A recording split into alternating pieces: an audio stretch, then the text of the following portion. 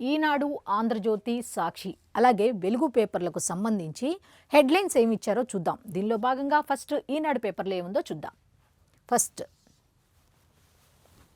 First headline వచ్చి వెంకన్న బ్రహ్మోత్సవం వైభవంగా ఆరంభం.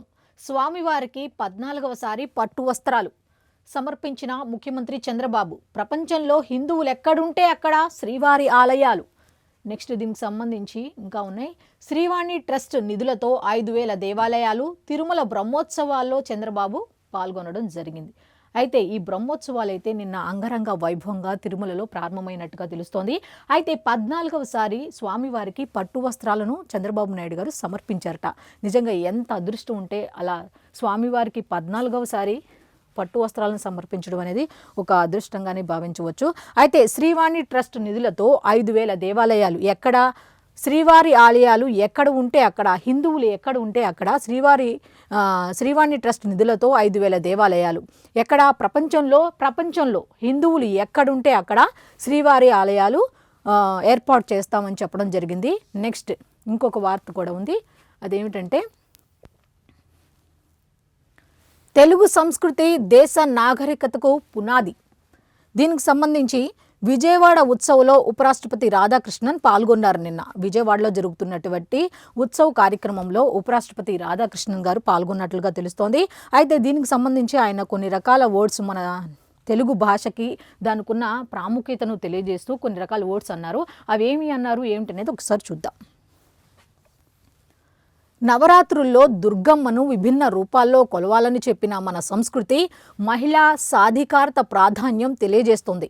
అమ్మవారిని అన్నపూర్ణాదేవిగా కొలవడంతో శక్తి, భక్తి రెండూ లభిస్తాయి. అందమైన తెలుగు భాష, వైవిధ్యమైన ఇక్కడి సంస్కృతులు దేశ నాగరికతకు పునాదులుగా నిలిచాయి అని ఉపరాష్ట్రపతి సిపి రాధాకృష్ణన్ ఉద్ఘాటించారు. అయితే నిన్న విజయవాడలో జరుగుతున్న విజయవాడ ఉత్సవంలో ఉపరాష్ట్రపతి సిపి రాధాకృష్ణన్ పాల్గొన్నారు. మన సంస్కృతి సాంప్రదాయాల గురించి చెప్పుకుంటూ వచ్చారు. ఈ నవరాత్రుల్లో అమ్మవారి రూపాలు స్త్రీ సాధికారతకు చిహ్నాలుగా నిలుస్తాయి అంటూ చెప్పుకుంటూ వచ్చారు. నెక్స్ట్ ఇంకొకటి, ప్రభుత్వ వైద్య కళాశాలల్లో మరో 10,000 సీట్లు. పాపం వీళ్ళు ఇంత క్లియర్గా చెప్తున్నా ఒకటే తప్పు మాట, పీపీపీ విధానం అనేది తప్పు, రాంగ్ అని. అయితే మరో 10,000 సీట్లు కూడా ఎక్కువగా అందుబాటులోకి వస్తాయి అంటూ వాళ్ళు చెప్తున్నారు. ఏమిటో కూడా డీటెయిల్స్ చూద్దాం. కేంద్ర కేబినెట్ కీలక నిర్ణయాలు ఏమిటి అంటే దేశంలోని ప్రభుత్వ వైద్య కళాశాలలో మరో 10,000 సీట్లు పెంచాలని కేంద్ర మంత్రివర్గం నిర్ణయించింది. దీనివల్ల వైద్య విద్యా సామర్థ్యం పెరిగి ఎక్కువ మంది స్పెషలిస్ట్ వైద్యులు అందుబాటులోకి వస్తారని, అన్ని ప్రభుత్వ వైద్య కళాశాలలో ఆ మేరకు కొత్త విభాగాలు ప్రవేశపెట్టడానికి వీలవుతుందని కేంద్ర ప్రభుత్వం కూడా పేర్కొంది. కేంద్ర ప్రభుత్వం కూడా పేదలకు విద్యా వైద్యాన్ని అందించాలన్న ఉద్దేశంతో రకరకాలుగా సంస్కరణలు తీసుకువస్తుంది. దీనిలో భాగంగా మరో 10,000 సీట్లు కేటాయించాలి. ఎక్కడ అంటే ప్రభుత్వ వైద్య కళాశాలల్లో అన్నట్లుగా తెలుస్తోంది.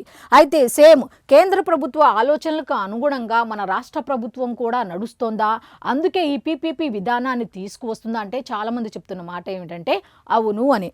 సో దీనికి సంబంధించి డీటెయిల్స్ ఇచ్చారు, అవి కూడా ఏంటో చూద్దాం. వాటి మౌలిక సదుపాయాలకు 15,000 కోట్లు, నౌకాయాన రంగానికి 69,000 కోట్ల ప్యాకేజీ, రైల్వే ఉద్యోగులకు 78 రోజుల బోనస్, ఒక్కొక్కరికి గరిష్టంగా అందేది 17,951 రూపాయలు. నెక్స్ట్ అయితే నిన్న క్యాబినెట్ నిర్ణయాలు, కొన్ని కీలక నిర్ణయాలు తీసుకున్నట్టుగా తెలుస్తుంది. దాంట్లో ఒక 4 పాయింట్లు అయితే ఇక్కడ ఇచ్చారు. అది ఫస్ట్ది వచ్చి ప్రభుత్వ అంటే ఇప్పుడు వైద్య కళాశాలలకు సంబంధించి మౌలిక సదుపాయాలకు 15,000 కోట్లు కేటాయించాము. నౌకాయాన రంగానికి కూడా 69,000 కోట్ల రూపాయలు, అట్లాగే రైల్వే ఉద్యోగులకు 78 రోజుల బోనస్, ఒక్కొక్కరికి గరిష్టంగా అందేది 17,951 రూపాయలు అన్నట్టుగా ఇచ్చిందనమాట. నెక్స్ట్ ఇంకో హెడ్లైన్ ఉంది, అది కూడా ఏంటో చూద్దాం. నేడు మెగా డిఎస్సి ఉత్సవ్, 15,941 మంది అభ్యర్థులకు అమరావతిలో నియామక పత్రాల అందజేత. ఎంపీలు ఎమ్మెల్యేలంతా రావాలి. శాసనసభలో మంత్రి నారా లోకేష్ 150 రోజుల్లోనే మెగా డిఎస్సి ప్రక్రియ పూర్తి అంటూ నారా లోకేష్ అయితే అందరూ ఉండాలి, ఎంపీలు ఉండాలి, ఎమ్మెల్యేలంతా కూడా ఈ మెగా డిఎస్సికి సంబంధించిన అంటే నియామక పత్రాలు అందించబోతున్నాం కదా, దీంట్లో అందరూ పాల్గొనాలని ఆయన పిలవడం జరిగింది. నెక్స్ట్ నిన్న దీనికి సంబంధించి డీటెయిల్స్ కూడా ఉన్నాయి, అవి ఏంటో ఒకసారి చూద్దాం. మెగా డిఎస్సి ద్వారా ఎంపికైన 15,941 మంది అభ్యర్థులకు గురువారం అమరావతిలో నియామక ఉత్తర్వులు అందిస్తామని విద్యా ఐటీ శాఖల మంత్రి నారా లోకేష్ చెప్పారు. కూటమి ప్రభుత్వం అధికారంలోకి వచ్చాక ముఖ్యమంత్రి తొలి సంతకం మెగా డిఎస్సి పైనే చేశారని, అందుకే ఇది ప్రభుత్వ తొలి విజయమని వివరించారు. బుధవారం ఆయన శాసనసభలో మాట్లాడుతూ ముఖ్యమంత్రి చంద్రబాబు, ఉప ముఖ్యమంత్రి పవన్ కళ్యాణ్ నాయకత్వంలో ఈ కార్యక్రమం నిర్వహిస్తున్నాం అన్నట్టుగా చెప్పారు. అయితే దీనికి సంబంధించిన పూర్తి డీటెయిల్స్ అన్నీ కూడా పేజ్ నెంబర్ 5లో ఉన్నాయి. నెక్స్ట్, ఆంధ్రాలో కొని తెలంగాణలో విక్రయం, దీనికి సంబంధించిన డీటెయిల్ ఒకసారి చూద్దాం. ఉచిత ఇసుకను పక్కదారి పట్టిస్తున్న అక్రమార్కులు. నిర్మాణ రంగంలో వేగం పెంచడం, కార్మికులకు మేలు చేయవచ్చనే లక్ష్యాలతో రాష్ట్ర ప్రభుత్వం ఉచిత ఇసుక పథకాన్ని ప్రతిష్టాత్మకంగా అమలు చేస్తోంది. దీనిని కొందరు అక్రమార్కులు అనుకూలంగా మలుచుకొని తెలంగాణకు ఎగుమతి చేస్తూ కోట్లు ఆర్జిస్తున్నారు. ఈ దందాపై ఉభయ గోదావరి జిల్లాల అధికారులు సమగ్ర విచారణ చేస్తే పాత్రదారుల బండారం బయటపడే అవకాశం ఉంది. ఈ పాత్రదారులు, సూత్రధారులు ఎవరో ఏమిటో తెలియట్లేదు, కానీ రకరకాల కొన్ని వార్తలు అయితే బయటకు వస్తున్నాయి. అయితే ఇటువంటి వాటిని నిలువరించకపోతే నిజంగా చెప్పాలంటే ఇప్పుడున్న కూటమి ప్రభుత్వం మళ్ళీ ఇబ్బందుల్లో పడే అవకాశం ఉంటుంది. కాబట్టి వాళ్ళు ఇటువంటి వాటికి చెక్ పెట్టకపోతే చాలా ఇబ్బంది అయితే ఎదుర్కోవాల్సి వస్తుంది. ఇక్కడ నుంచి తెలంగాణలో అమ్ముతున్నారంట. నెక్స్ట్, ఇక్కడ ఒక మంచి వార్త ఒకటి ఉంది, దీని గురించి తర్వాత మాట్లాడుకుందాం. ఫస్ట్ ఇవి అయిపోయిన తర్వాత, బగ్గుమన్న లేహ్ లద్దాఖ్ రాష్ట్ర హోదా ఉద్యమం హింసాత్మకం, పోలీసుల కాల్పుల్లో 4 మృతి, మరో 80 మందికి గాయాలు, బీజేపీ కార్యాలయం సహా పలు భవనాలకు నిప్పు పెట్టిన ఆందోళనకారులు. దీనికి సంబంధించిన పూర్తి డీటెయిల్స్ లోపల పేజీలో ఉన్నట్టుగా తెలుస్తోంది. ఇంకా డీటెయిల్స్ చూద్దాం. లాభాల్లో బంగారు కొండ, నిఫ్టీని మించి ప్రతిఫలం పంచిన పసిడి, వరుసగా ఇది 3వ ఏడాది. బంగారు కొండ, నిజంగానే కొండ, ఎక్కడికి వెళ్తున్నామో ఏంటో కూడా తెలియట్లా. అసలు 1,20,000 పైనే ఉన్నట్టుగా తెలుస్తోంది. నెక్స్ట్, సర్ అతిపెద్ద ముప్పు, దీనికి సంబంధించిన సబ్ హెడ్లైన్స్ కూడా ఇచ్చారు, అవేంటో ఒకసారి చూద్దాం. అది బీజేపీ పనిన క్షుద్ర కుయుక్తి, అధికారమే లక్ష్యంగా ఓట్ల చోరీ, ధ్వజమెత్తిన సిడబ్ల్యూసి, గాజా మరణ హోమంపై మౌనం దారుణమని విమర్శ, బీహార్ ప్రజలు ఓటు శక్తిని చాటాలని పిలుపు, పాట్నా సమావేశంలో 2 తీర్మానాలు చేసినట్టుగా తెలుస్తోంది. నెక్స్ట్ ఇంకొకటి చూద్దాం. ఫ్యాన్సీ వేలం, మాయాజాలం, దీనికి సంబంధించి సబ్ హెడ్లైన్స్ ఇచ్చారు, అవి ఏంటి అనేది మ్యాటర్ కూడా ఉందా, మ్యాటర్ కూడా ఏంటో చూద్దాం. వాహనాల ఫ్యాన్సీ నెంబర్ల కేటాయింపులో ఏజెంట్ల కిరికిరి, డబ్బు తీసుకొని ఖరీదైనవి దక్కేలా చేస్తున్న వైనం, సాఫ్ట్వేర్ నిర్వాహకులతో లాలుచి, ఈ బిడ్డింగ్లో ఎవరు ఎంత కొట్టేశారో తెలుసుకుని పై ఎత్తులు. దీనికి సంబంధించిన పూర్తి డీటెయిల్స్ కూడా పేజ్ నెంబర్ 5లో ఉన్నాయి. నెక్స్ట్ ఇంకేమున్నాయి. 100 కోట్లు ఊడ్చేశారు, నిన్న శాసనసభలో మాట్లాడుకున్నారు, ఒకసారి చూద్దాం. పులివెందులలో గ్రీనరీ సుందరీకరణకు 29 కోట్లు, జగన్ ప్యాలెస్ పచ్చదనం కోసం 5.79 కోట్లు. ఆయన ఎక్కడుంటే అక్కడ ఆ పచ్చదనం, పరిశుభ్రత ఉండాలి. ఆ పచ్చదనం కోసం ప్రజల జీవితాలను బుగ్గిపాలు చేసేస్తారనమాట. ప్రజాధనాన్ని ఆయన సేఫ్టీ కోసం వాడేసుకుంటారు అన్నట్టుగా ఇక్కడ ఉంది. ఒకసారి మళ్ళీ చదువుదాం. చాలా చోట్ల పనులు చేయకుండానే బిల్లుల చెల్లింపులు, వైఎస్ఆర్ కాంగ్రెస్ పార్టీ హయాంలో అక్రమాలపై విచారణకు సభా సంఘాన్ని నియమించాలి, శాసనసభలో ఎమ్మెల్యేల డిమాండ్. దీనికి సంబంధించి డీటెయిల్స్ కూడా ఉన్నాయి, ఒకసారి ఏంటో చూద్దాం. వైఎస్ఆర్ కాంగ్రెస్ పార్టీ ప్రభుత్వంలో రాష్ట్ర పట్టణ పచ్చదనం సుందరీకరణ సంస్థలో 100 కోట్ల కుంభకోణం జరిగిందని, దీనిపై సమగ్ర విచారణకు శాసనసభ సంఘాన్ని ఏర్పాటు చేయాలని టీడీపీ ఎమ్మెల్యేలు డిమాండ్ చేశారు. 100 కోట్లు, ఎక్కడా కూడా కోటి అనే పదం లేకుండా లేదు. అసలు పనులు చేయకుండానే చేసినట్లు రికార్డు సృష్టించి అధికారులు, ఇంజనీర్లు, గుత్తేదారులు కలిసి ప్రజాధనాన్ని కొల్లగొట్టారని ఆరోపించారు. పోనీ ఆ 100 కోట్లు ఖర్చు పెట్టినా పోనీ ప్రజలకు ఏమైనా ఉపయోగపడే పని ఏమైనా చేశారంటే ఏమీ లేదు. నెక్స్ట్, అమృత్ 2.0 పథకంలో గత ప్రభుత్వంలో పెద్ద ఎత్తున జరిగిన అక్రమాలపై కాలింగ్ అటెన్షన్ కింద ఆమదాల వలస ఎమ్మెల్యే కూన రవికుమార్ శాసనసభలో బుధవారం మాట్లాడారు. దీని గురించి ఆయన సమగ్రంగా మాట్లాడారు. ఎవరెవరు ఏమన్నారు, ఏంటి, ఎన్ని రకాల చెల్లింపుల పైన వీళ్ళు డిస్కస్ చేశారు ఏంటి అనే పూర్తి డీటెయిల్స్ కూడా పేజ్ నెంబర్ 5లో ఉన్నాయి. నెక్స్ట్ ఇంకా నెక్స్ట్ ఏమున్నాయి, ఇది అనుకున్నాం కదా, దీని గురించి మాట్లాడుకుందామని. రెడ్ బుక్ అంటున్న వాళ్లకు డిజిటల్ బుక్ చూపిస్తాం.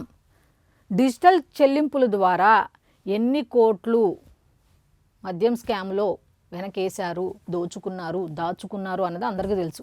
మరి ఇప్పుడు కొత్తగా ఈ డిజిటల్ బుక్ ఏమిటో, డిజిటల్ చెల్లింపులు అని అప్పుడు బాగా కలిసి వచ్చింది కదా ఇప్పుడు. సో వాళ్ళు ఎలాగో రెడ్ బుక్ అని భయపడుతున్నారు కదా, మనం కూడా ఎందుకు బుక్ తీసుకురాకూడదు అనుకున్నారో ఏమో, డిజిటల్ బుక్ అని తీసుకొచ్చారు. ఈ డిజిటల్ అని పేరు ఎందుకు పెట్టారయ్యా అంటే బాగా అచ్చొచ్చిన అంశం అనుకున్నారో, ప్రజల్లోకి డిజిటల్ అనగానే మద్యం కుంభకోణం లాగా ఇది కూడా దూసుకుపోతుంది అనుకున్నారో ఏమో తెలియదు, కానీ ఈ బుక్ కూడా ఒక పేరు పెట్టారు. ఏమిటి అంటే డిజిటల్ బుక్. రెడ్ బుక్ అంటున్న వాళ్ళకి డిజిటల్ బుక్ చూపిస్తాం అంటూ ప్రతి విషయంలో నారా చంద్రబాబు నాయుడు గారిని ఫాలో అవుతున్నారా అంటే, ఈయన నిన్న మాట్లాడింది కనుక చూస్తే మీరు ప్రతిదీ కూడా చూడండి, సేమ్ చంద్రబాబు నాయుడు గారు ఏ విధానాలు అయితే ఫాలో అవుతున్నారో అయ్యే ఫాలో అవుతున్నారు. కాకపోతే ఇక్కడ వచ్చిన సమస్య ఏంటంటే, చంద్రబాబు నాయుడు గారు దేని గురించి ఈ టెక్నాలజీని ఉపయోగించుకుంటున్నారు అంటే, ప్రజల సంక్షేమం, ప్రజల అంటే అధికారుల పనితీరు ఎలా ఉంది ఏంటి అనే దాని మీద కొన్ని రకాల ఇప్పుడు బస్సులో ట్రావెల్ చేసాం అనుకోండి, ఒక దగ్గర క్యూఆర్ఎస్ కోడ్ ఒకటి పెడుతున్నారు. ఏమని, మీకు సౌకర్యాలు ఉన్నాయా లేదని. మనమిత్ర ఒకటి ఉంది కదా, కాల్ చేసి అడుగుతూ ఉంటారు కదా, అట్లాగనమాట. దీనికి ఈ వీడియో చూస్తే కానీ మీకు అర్థం కాదు. ఒకసారి వీడియో కూడా యూట్యూబ్లో చూడండి, సాక్షి దాంట్లో ఉంది. కంపల్సరీ ఈ వీడియో చూస్తే అసలు ఆయన ఏమన్నారు ఏంటి అనేది కూడా తెలుస్తుంది. అందరికీ ఆసక్తికరమైన విషయం ఏంటంటే, ఈసారి కూడా ఆయన అమరావతిపై విషం కక్కారు. కావాలంటే మీరు ఒకసారి లోపలికి వెళ్ళి చూడండి. అయితే వైఎస్ఆర్ కాంగ్రెస్ పార్టీ కార్యకర్తలకు ఇది శ్రీరామ రక్ష. ఏంటి, డిజిటల్ బుక్ చూపిస్తాం. డిజిటల్ చెల్లింపులేమో వైఎస్ఆర్సీపీ నాయకులకు శ్రీరామ రక్షగా నిలిచింది. ఇప్పుడేమో డిజిటల్ బుక్ అంట, ఇదేమో వైసీపీ కార్యకర్తలకి శ్రీరామ రక్షగా నిలుస్తుందంట. మీకు అన్యాయం జరిగితే ఇందులో పెట్టండి. అవునా, ఎవరికి? కార్యకర్తలకేనా? మరి ప్రజల్ని ఎవరు పట్టించుకుంటారు? ప్రతిపక్ష హోదా కావాలంటున్నారు. ప్రతిపక్ష హోదా ఎలా వస్తుంది మీరే చెప్పండి. మీకు మాత్రం కార్యకర్తలు కావాలి. 2024 ముందు కార్యకర్తలు గుర్తుకు రాలా, ఓడిపోయేసరికి కార్యకర్తలు గుర్తుకొచ్చారు. ఇప్పుడు వాళ్ళ సంక్షేమం కోసం ఇన్ని రకాలు చేసుకుంటూ వస్తున్నారు. ఓకే, బాధ్యులు ఎక్కడున్నా అధికారంలోకి రాగానే శిక్షిస్తాం. ఇటువంటి పిలుపునివ్వటం, ఒక అధ్యక్ష పదవిలో ఉండి ఇటువంటి పిలుపుని ఇవ్వడం మాజీ సీఎం జగన్. ఓకే, ఇంకెంతకన్నా దీంట్లో ఏం మాట్లాడలేము కానీ మనం. నెక్స్ట్, ఈనాడు పేపర్కి సంబంధించిన హెడ్లైన్స్ అయితే ఈ విధంగా ఉన్నాయి. నెక్స్ట్, సాక్షిలో ఉన్న ఆణిముత్యాలు ఏమిటి అనేది ఒకసారి చూద్దాం. నెక్స్ట్, కార్యకర్తలకు అండగా నిలబడతాం. పార్టీస్ ఇప్పుడు అంటే హెడ్లైన్ ఏంటంటే, కార్యకర్తలకు అండగా నిలబడతాం. మొన్నటి వరకు 2024 ముందు నాయకులకు నిలబడ్డాం, ప్రజాధనాన్ని దాచుకున్నాం. ఇప్పుడు కార్యకర్తలని సపోర్ట్గా ఉంటాం, వాళ్ళకి అండగా ఉంటాం. మరి ఇప్పుడు ఏం చేయబోతున్నారు దీనికి సంబంధించి అనేది ఒకసారి చూద్దాం. పార్టీ శ్రేణులకు వైఎస్ఆర్సీపీ అధ్యక్షులు వైఎస్ జగన్ స్పష్టీకరణ. అన్యాయానికి గురైన కార్యకర్తలకు అండగా నిలవడానికే డిజిటల్ బుక్. ఇందాక చెప్పినట్టు ప్రజలకు కాదు అండగా నిలబడేది, కార్యకర్తలకి. అంటే కార్యకర్తలకు కూడా ఎరేస్తున్నారనమాట. ఇప్పుడు వాళ్ళు లేకపోతే ఆయన లేరు, వెనకాల సరైన నాయకులు లేరు. ఇప్పుడు కార్యకర్తలు అభిమానం ఉన్న వాళ్ళు ఉంటారు కదా వైఎస్ రాజశేఖర రెడ్డి గారి మీద, అటువంటి వాళ్ళని మళ్ళీ ఇప్పుడు దగ్గరకు తీసుకోవడం ప్రయత్నంలో భాగమే ఈ డిజిటల్ బుక్ అని అనుకుంటున్నారు చాలామంది. కార్యకర్తకు అన్యాయం చేసిన వారు ఎంతటి వారైనా వదిలిపెట్టాం. పార్టీ 14 ఏళ్లుగా బలంగా ఉండటానికి కార్యకర్తలే కారణం. అందుకే చాలా బాగా పట్టించుకున్నారు జగన్మోహన్ రెడ్డి గారు. గతంలో ప్రతి కార్యకర్త ఇంటికి వెళ్ళేవాళ్ళు, కార్యకర్త ప్రతిదీ కూడా, ఆయనకి ఏ క్వార్టర్ ఉండేది కాదు, ఆయన సింగిల్గా ఉండేది. వాళ్ళు ప్రతి ఒక్కళ్ళు కూడా వెళ్ళి కలిసేవాళ్ళు, అంత వెసులుబాటు ఉండేది. చెప్పుకోవడానికైనా కాస్త ఉండాలి. గత ఎన్నికల్లో ఒంటరిగా పోటీ చేసిన కార్యకర్తల వల్లే 40% ఓట్లు సాధించాం. ఒకటో రెండో నిజాలు ఒప్పుకున్నారు, కానీ వాళ్ళకి ఏం వాల్యూ ఇచ్చారు? 40% ఓట్లు సాధించారు, కానీ ఉపయోగం ఏముంది? వెళ్ళరు, శాసనసభకు వెళ్ళరు, ప్రజా సమస్యలు పరిష్కరించరు, కార్యకర్తల్ని పట్టించుకోరు. ఇప్పుడు కొత్తగా కార్యకర్తలకు అండగా నిలబడతాం అంటూ కొత్త పాట పాడుతున్నారు అన్నమాట. డిసెంబర్ 15 నాటికి కమిటీల ఏర్పాటు పూర్తవ్వాలి. ఇంకా అన్నీ అయిపోయినాయి, కమిటీల దగ్గరికి వచ్చారు. ఎన్నికలు సజావుగా జరిగితే చంద్రబాబుకు డిపాజిట్లు కూడా రావు. ఓకే, అందుకే మీరు గట్టిగా నిలబడాలి. వాళ్ళు ఈయన రిక్వెస్ట్ చేసుకుంటున్నారు, నెక్స్ట్ చంద్రబాబు నాయుడు రాకూడదు, మీరు జనంలోకి వెళ్ళండి. ఈయన చెప్తాడు జనంలోకి వెళ్ళండి, గ్రామ స్థాయిలో తిరగండి, కమిటీలు వేయండి. ఎక్కడ ఉంటారు? ఈయన ప్యాలెస్లో ఉంటారు. మిమ్మల్ని ఏం చెప్తారు? రోడ్ల మీద తిప్పుతారు అనమాట. ఓకే, మన అధికారంలోకి రాగానే కార్యకర్తల ద్వారా ప్రభుత్వాన్ని నడుపుతాం. కార్యకర్తల ద్వారా ప్రభుత్వాన్ని నడుపుతాం. గతంలో ఒక ఆయనే ఉన్నారు, పక్క రాష్ట్రం అయినా ఒకసారి మీరు ఆలోచించుకోండి. ఎవరిని ముఖ్యమంత్రి చేస్తానన్నారు? చేశారా? చేయలే. తర్వాత ఓడిపోయారు అనుకోండి, అది వేరే విషయం. కానీ ఇప్పుడు ఈయన కూడా అంతే, గెలవక ముందు ఒకటి, గెలిచిన తర్వాత ఒకటి. మనం అధికారంలోకి రాగానే కార్యకర్తల ద్వారా ప్రభుత్వాన్ని నడుపుతారంట. గెలిస్తే ఇక కార్యకర్తలు ఏడ గుర్తుంటారు? ఎక్కడ గుర్తుంటారు? ఎందుకు గుర్తుంటారు? ఈవిడ చూసారా ఇక్కడ ఎల్లో కలర్ శారీ కట్టింది. అదే కనుక పాపం షర్మిల గారు చంద్రబాబు నాయుడు గారిని కలవడానికి వెళ్ళి ఎల్లో కలర్ శారీ కట్టుకుని వెళ్తే ఏం చెప్పారు? చంద్రబాబు నాయుడు పార్టీలో విలీనం కాబోతున్నారు, పసుపు చీర కట్టుకుంది, రకరకాలుగా మాట్లాడారు కదా. మరి ఇప్పుడేమిటిది? మరి ఏమిటో దీని అర్థం? అంటే సింక్ అయిందని నేను చెప్పాను, మీరు కూడా ఆలోచించండి. కరెక్టే కదా. ఈ సర్కార్పై ప్రజల్లో తీవ్ర వ్యతిరేకత. ప్రజల్లో చంద్రబాబు నాయుడు సర్కారుపై వ్యతిరేకత ఉందంట. మరి ఏ విధంగా ఉంది ఏంటి అనేది ఒకసారి మనం కూడా చూద్దాం. సీఎం చంద్రబాబుపై నిప్పులు చెరిగిన వైఎస్ జగన్. బాబు షూరిటీ, మోసం గ్యారంటీ అని ప్రజలకు అవగాహన కల్పించాలంట. అట్టర్ ఫ్లాప్ అయిన సూపర్ 6కు విజయోత్సవం. విద్యా, వైద్యం, వ్యవసాయ రంగాలు నిర్వీర్యం చేశారట. బుద్ధి జ్ఞానం ఉంటే ప్రభుత్వ మెడికల్ కాలేజీలను ప్రైవేటీకరిస్తారా? స్కూళ్ళు, బస్సులు, ఆసుపత్రులను ప్రభుత్వాలు ఎందుకు నడుపుతాయో తెలీదా? వాళ్ళకి తెలియదు. కొన్ని శాసనసభకు వచ్చి మీరు చెప్పచ్చు కదా. అవును కదా, కామన్ కదా, ఎవరైనా అడుగుతారు. వాళ్ళకి తెలియదు. వాళ్ళకి తెలియనప్పుడు ఏం చేయాలి? శాసనసభకు వెళ్ళే అర్హత ఉందిగా మీకు, మీరు వెళ్ళి ప్రశ్నించవచ్చు కదా, మీరు అడగచ్చు కదా.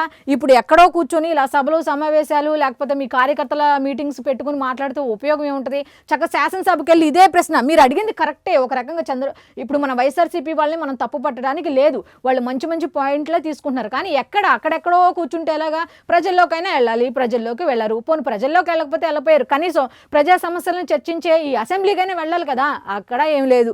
నెక్స్ట్ అక్కడికి వెళ్ళి ఇవన్నీ అడిగితే బాగుంటుంది, వాటికి ఆన్సర్లు ఇస్తారు కదా వాళ్ళు. ఎవరు భయం వాళ్ళది. ఈయనేం అడిగితే వాళ్ళేమంటారా అని చెప్పి భయం. వాటిని ప్రభుత్వం నడపకపోతే పేదల పరిస్థితి ఏమిటి?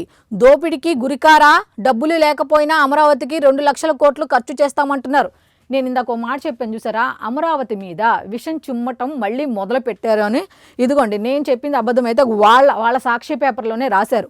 డబ్బులు లేకపోయినా అమరావతికి 2 లక్షల కోట్లు ఖర్చు చేస్తామంటున్నారు. మొన్నేమో సజ్జల రామకృష్ణారెడ్డి గారు ఏమన్నారు? అమరావతికి అనుకూలంగా పాజిటివ్గా మాట్లాడారు. ఇప్పుడు చూడండి, వెంటనే 10 రోజులు కూడా అవ్వలే, వెంటనే మళ్ళీ మారిపోయింది. వీళ్ళంట కార్యకర్తలు రేపు అధికారంలోకి వచ్చిన తర్వాత వాల్యూ ఇస్తారంట. కానీ మెడికల్ కాలేజీలకు మాత్రం 5,000 కోట్లు ఖర్చు చేయలేరట. ఏ ఒక్కరికి మేలు చేయకపోయినా 16 నెలల్లో 2 లక్షల కోట్ల అప్పులు. ఎక్కడికక్కడ యథేచ్ఛగా దోపిడీ. మరి వాళ్ళంతా దోపిడీ చేస్తున్నప్పుడు శాసనసభకు రావాలిగా. వాళ్ళు ఎందులో దోపిడీ చేస్తున్నారు ఏంటి అనేది ప్రూవ్ చేయాలి కదా. అది లేదు. ఎక్కడికక్కడే యథేచ్ఛగా దోపిడీ. ఇసుక ఫ్రీ అన్నారు, గతంలో కంటే డబుల్ రేట్. వైఎస్ఆర్సీపీ హయాంలో ఇసుకతో ఏటా 750 కోట్ల ఆదాయం. ఇలా రాసుకుంటూ వెళ్తే ఏం ఉపయోగం? ఎవరైనా రాస్తూ ఉంటారు, రాసుకుంటూ ఉపయోగం ఏముంది? వాటిని ప్రూవ్ చేయాలి కదా. ప్రూవ్ చేస్తే ఏంటంటే ఎవరు ఏంటి అనేది తెలుస్తుంది, అసలు నిజమేనా అబద్ధమా అనేది తెలుస్తుంది. ప్రూఫ్స్ ఉండాలి కదా. నెక్స్ట్ ఫైనల్లో Bharat Asia cup T20 tourney super 4 మ్యాచ్లో బంగ్లాదేశ్పై గెలుపు. దీనికి సంబంధించి స్పోర్ట్స్లో ఉన్నాయి, ఒకసారి డీటెయిల్స్ ఒకసారి చూడండి. స్పెషలిస్టులకే డిమాండ్. సెమీ కండక్టర్ల డిజైన్, BCCలో మారుతున్న హైరింగ్ ధోరణులు. దీనికి సంబంధించిన పూర్తి డీటెయిల్స్ కూడా పేజ్ నెంబర్ 10లో ఉన్నాయి. పేపర్లో లేవా లేకపోతే పేపర్లో వార్తలు లేవా అర్థం కాలా. పేపర్ అంతా యాడ్సే, ఇక ఏం లేవు. ప్రజా సమస్యలకు సంబంధించింది అసలు ఏమైనా ఉందా? ఒక న్యూస్ పేపర్ నడిపే వాళ్ళు అంటే వాళ్ళకి చెప్పేంత దాని కాదు, కానీ కనీసం వాళ్ళకు ఉంటుంది కదా. నేను ఆయన పెట్టిన మీటింగ్ గురించి తప్ప ఇంకేమైనా ఉందా ఇక్కడ? ఇదొకటి ఇచ్చారు. దుర్గమ్మను దర్శించుకోవడం దివ్యమైన అనుభూతి. ఉపరాష్ట్రపతి CP రాధాకృష్ణన్ అనంతరం తిరుమలలో శ్రీవారిని దర్శించుకున్న ఉపరాష్ట్రపతి. 10 నుంచి ఆరోగ్యశ్రీ సేవలు పూర్తిగా బంద్. పెండింగ్ బకాయిలపై నెట్వర్క్ ఆసుపత్రుల సమ్మె మరింత ఉధృతం.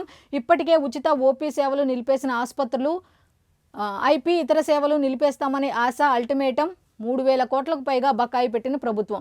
మరి ఇటువంటి వార్తలు వచ్చినప్పుడు దీనికి సంబంధించి ఖండించుకోవాల్సిన బాధ్యత అయితే ప్రభుత్వం మీద ఉంది, అధికారుల మీద ఉంది. ఎందుకంటే వాళ్ళు చెప్పిన ప్రతిదీ ఏదో చెప్పారులే అని కొట్టువేయకుండా అసలు ఆరోగ్యశ్రీ సేవలు పూర్తిగా ఎందుకు బంద్ కాబోతున్నాయి ఏంటి అనే దాని మీద కూడా అధికారులు కానీ ప్రభుత్వం కానీ వివరణ ఇచ్చుకుంటే బాగుంటుంది అని చాలామంది చెప్పుకుంటున్నారు. నెక్స్ట్ సాక్షి పేపర్, మెయిన్ పేపర్లో అయితే యాడ్స్ ఎక్కువ ఉన్నాయి న్యూస్ కన్నా. నెక్స్ట్ ఆంధ్రజ్యోతికి వెళ్దాం. ఆంధ్రజ్యోతిలో ఏమున్నాయి చూద్దాం. ఫస్ట్ది వచ్చి రైల్వే ఉద్యోగులకు బోనస్. ఒక్కో ఉద్యోగికి గరిష్టంగా 17,951 రూపాయల వరకు. నౌకల తయారీ, సముద్ర వాణిజ్య మౌలిక వసతులకు 69,725 కోట్ల ప్యాకేజీ. దీంతో 30 లక్షల ఉద్యోగాలు. విద్యా సంస్థల్లో పరిశోధకులకు 2,277 కోట్లు. బీహార్పై వరాల జల్లు. రైలు రోడ్డు ప్రాజెక్టులు. కేంద్ర కేబినెట్ కీలక నిర్ణయం. కొన్ని కీలక నిన్నైతే కేంద్ర కేబినెట్ జరిగినట్టు ఉంది. అయితే దీనికి సంబంధించి కొన్ని రకాల పాయింట్స్ అయితే వాళ్ళు ఇవ్వటం జరిగింది. ఎటువంటి నిర్ణయాలు తీసుకున్నారు ఆ కేబినెట్ మీటింగ్లో ఏంటి అనే దాని మీద ఇచ్చారు. నెక్స్ట్ దేశవ్యాప్తంగా కొత్తగా 10,023 మెడికల్ సీట్లు. ఇందులో ఎంబీబీఎస్ సీట్లు 5,023, పీజీ సీట్లు 5,000. ప్రభుత్వ కాలేజీల్లో మంజూరుకు కేంద్రం నిర్ణయం. 2028-29 కల్లా కొత్త సీట్లు అందుబాటులోకి. ఏపీలో 250 నుండి 300 యూజీ సీట్లు వచ్చే అవకాశం. ఏపీకి కూడా అవకాశం ఉంది. వాళ్ళకి మొత్తం కేటాయించిన మొత్తం సీట్లలో 250 నుండి 300 యూజీ సీట్లు వచ్చే అవకాశం ఉన్నట్టుగా తెలుస్తోంది. నెక్స్ట్ హెడ్లైన్ ఏంటో చూద్దాం. మౌనమేల నారాయణ, అక్రమార్కులకు మంత్రి అండదండలు. దీనికి సంబంధించి డీటెయిల్స్ ఏంటో ఒకసారి చూద్దాం. అంటే వైఎస్ఆర్సీపీ హయాంలో కొన్ని అక్రమాలు జరిగాయి. దీనికి సంబంధించి మీరు మౌనంగా ఎందుకున్నారు, ఎందుకు ప్రశ్నించట్లేదు, ఆ విషయాలు ఎందుకు డిస్కస్ చేయట్లేదు అని ఆంధ్రజ్యోతికి సంబంధించిన దాంట్లో ఇచ్చారు. అవేంటో ఒకసారి చూద్దాం. ఎందుకో ఏమో వైసీపీ హయాంలో మున్సిపల్ శాఖలో భారీ అవినీతి. ఐఏఎస్ శ్రీలక్ష్మి, కొందరు వైసీపీ నేతలే బాధ్యులు. 100 కోట్ల విలువైన టీడీఆర్ బాండ్ల స్కామ్. అది చిన్న ఇష్యూ అని తుస్సుమనిపించిన మంత్రి. అంతర్గత విచారణకు ఆయన బ్రేకులు. అమృత్ బ్యూటిఫికేషన్ పనులపైన అదే తీరు. అక్రమాలపై కూటమి ఎమ్మెల్యేల ఆరోపణలు, ఆధారాలు చూపిస్తున్నా స్పందించని నారాయణ.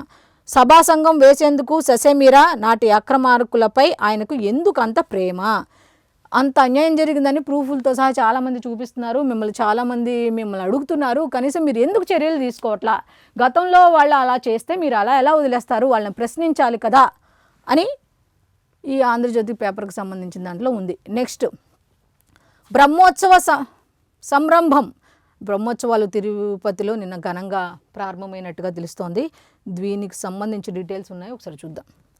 ధ్వజారోహణంతో ప్రారంభమైన శ్రీవారి బ్రహ్మోత్సవాలు.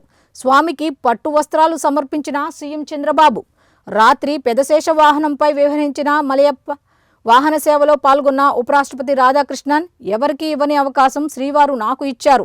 14 సార్లు పట్టు వస్త్రాలు సమర్పించే భాగ్యం దక్కింది. నిజంగా ఆయన అన్నారని కాదు కానీ నిజంగా అది ఎంత అదృష్టం ఉంటే 14 సార్లు స్వామివారికి పట్టు వస్త్రాలు సమర్పించడం అనేది చాలా మంచి గొప్ప విషయం, గొప్ప అదృష్టం అనే చెప్పాలి ఒక రకంగా.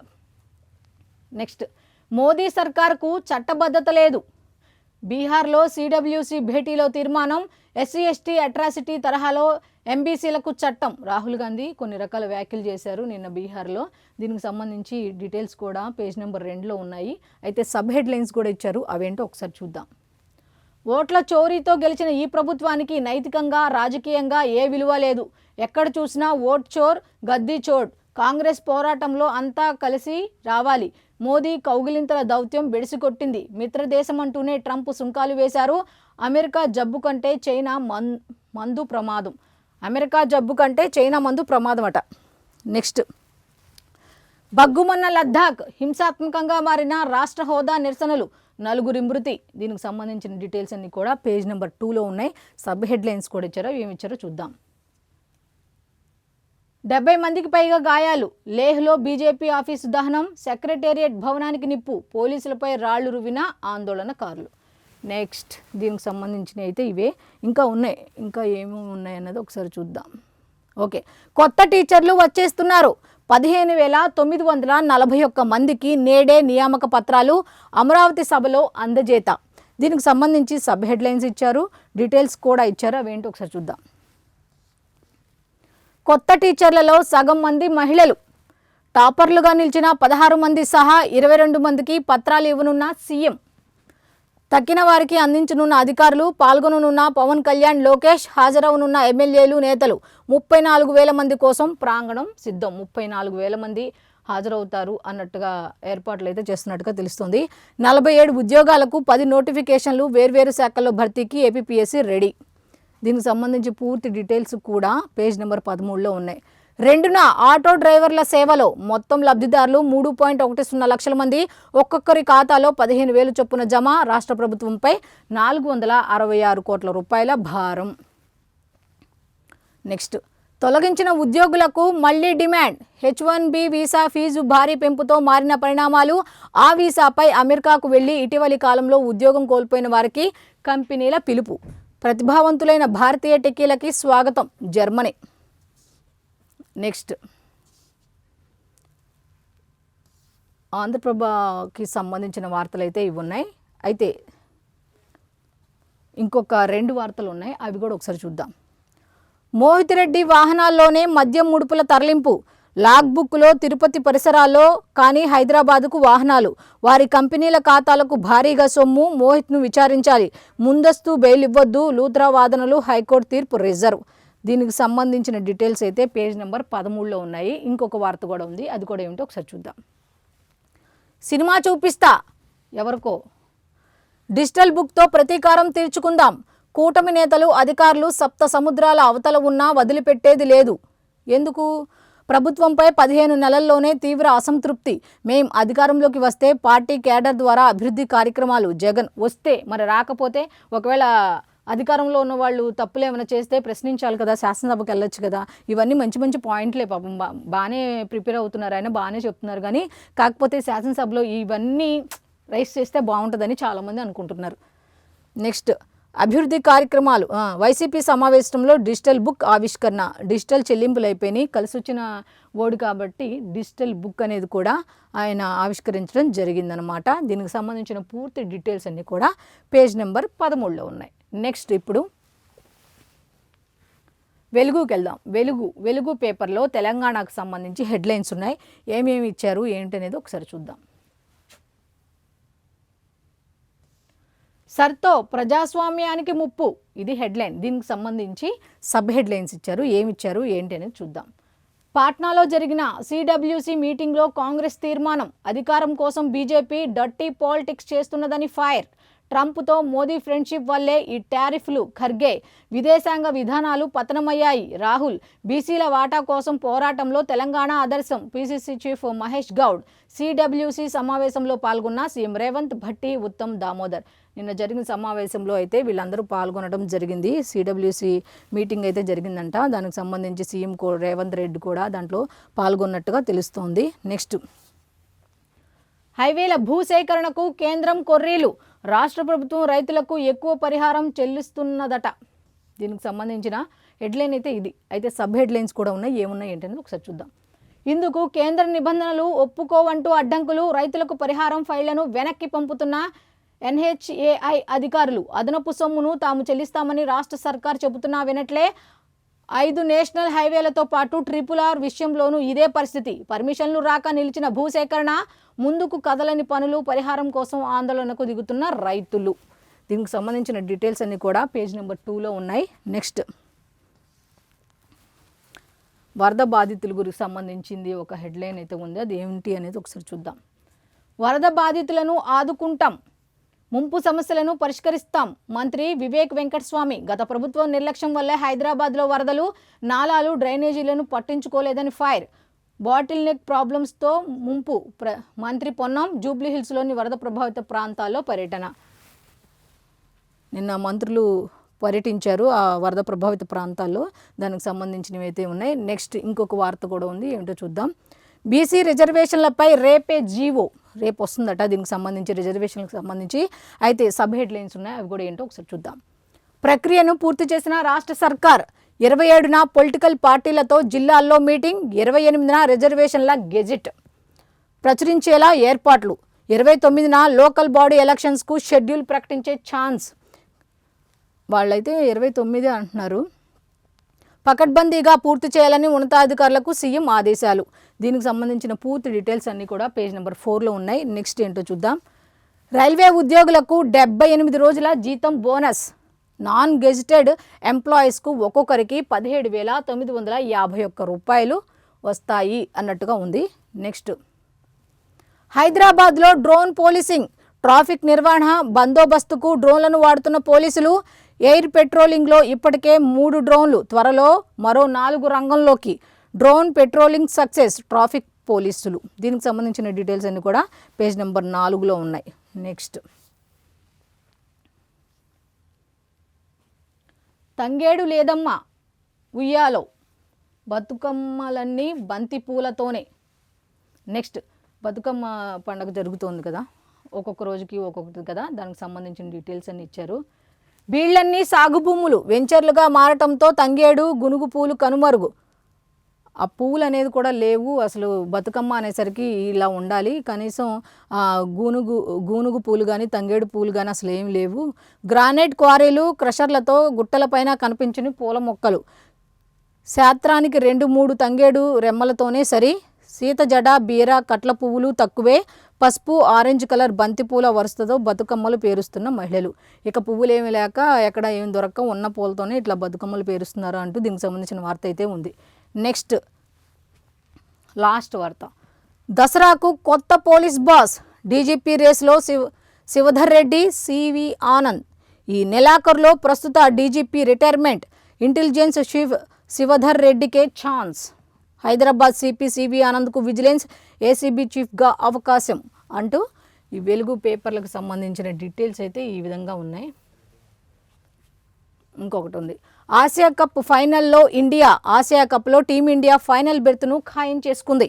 బ్యాటింగ్లో అభిషేక్ శర్మ, పాండ్యా దంచి కొట్టడంతో బుధవారం జరిగిన సూపర్ 4 స్టేజ్ మ్యాచ్లో ఇండియా 41 రన్స్ తేడాతో బంగ్లాదేశ్ను ఓడించింది. సో ఇవి అనమాట పేపర్లకు సంబంధించిన హెడ్లైన్స్. ఇప్పటి వరకు మనం ఈనాడు, ఆంధ్రజ్యోతి, సాక్షి అలాగే వెలుగుకు సంబంధించిన పేపర్ హెడ్లైన్స్ చూసాం. సో ఇది ఈనాటి పేపర్ అనాలిసిస్. మళ్ళీ రేపటి అనాలిసిస్లో కలుద్దాం. అంతవరకు సెలవు. నమస్కారం.